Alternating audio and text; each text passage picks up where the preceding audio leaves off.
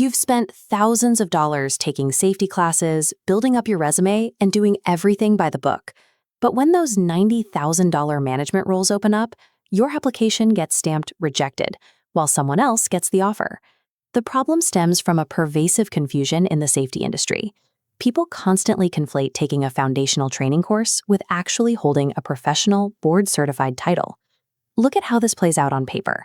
On the left side of this resume, we have someone listing OSHA under their training history. On the right, we have a professional with the letters OHST right after their name. Employers do not view these as equal qualifications. The OSHA 511 is a Department of Labor training course. It takes about 26 hours to complete, and it is strictly focused on teaching you the federal compliance standards and how to apply standard operating procedures on a job site. The OHST, on the other hand, is an Occupational Health and Safety Technologist credential issued by the Board of Certified Safety Professionals. It requires years of verified experience and passing a rigorous independent exam to prove your applied industry expertise. If you pursue the wrong credential at the wrong time, you end up wasting your money and stalling your career by acquiring qualifications that don't match the job descriptions you're applying for. Most safety professionals treat this as a forced choice. Should I get my OSHA 511 or my OHST? Viewing these as competing options creates a significant hurdle for your long-term growth.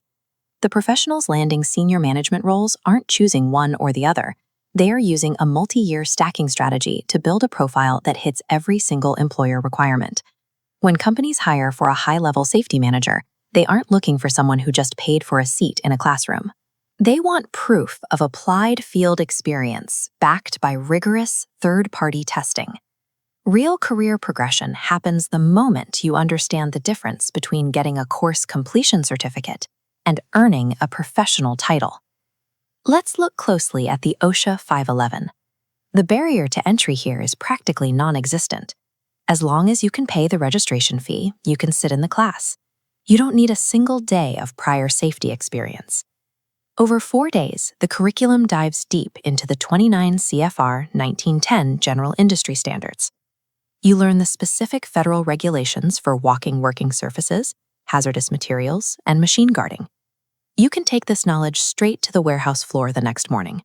It gives you the exact blueprint for keeping your company legally compliant and ensuring your coworkers go home safe. It also serves a very specific administrative purpose.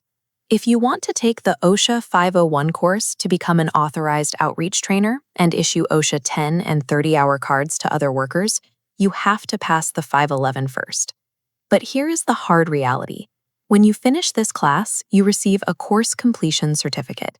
You are not holding a professional board certification. This makes you a highly effective site-level safety officer, but it creates a ceiling. Your mobility stalls out at the operational enforcement level. If a company is looking for a director to design corporate safety programs and manage organizational risk, a 511 certificate alone will not get your resume past the HR filter. The course simply doesn't test the advanced math, applied science, or industrial hygiene concepts that senior leaders use to evaluate long-term health risks. That doesn't mean the course isn't valuable. For immediate, practical hazard control on a job site, the OSHA 511 is incredibly effective. It is the ultimate tool for mastering technical compliance. The 511 is a powerful starting line for your career, but you cannot treat it as the finish line. The OHST certification operates under completely different rules. Before you are even allowed to register for the exam, you have to submit proof that you have a minimum of 3 years of active, hands-on safety experience. This matrix breaks down the differences. The OHST requires a deep understanding of applied math, science, and industrial hygiene. This credential signals to employers that you have verified broad-spectrum expertise. This shift to applied science justifies management-level responsibility and a higher salary. Because it is a recognized BCSP certification, its value doesn't change if you move to a new state or switch to a company with different internal policies. The industry respects the letters after your name. Earning it takes serious dedication. You will spend months studying complex formulas and safety management systems, usually while working a demanding full-time job. But that effort changes what you do every day. You transition from inspecting ladders and issuing safety glasses to designing entire risk management systems and analyzing corporate incident data.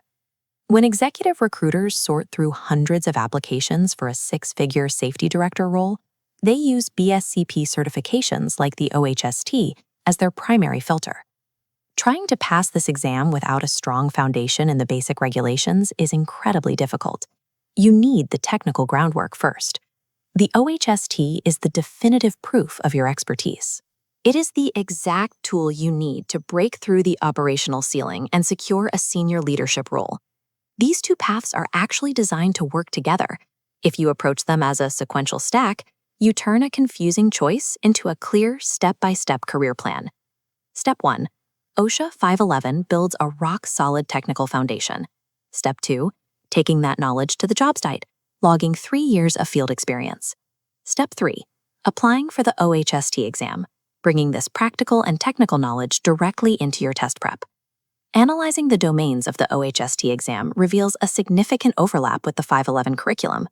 Because the board exam tests heavily on the same general industry standards you master in the training course, finishing the 511 effectively covers 40% of the material you'll need to know.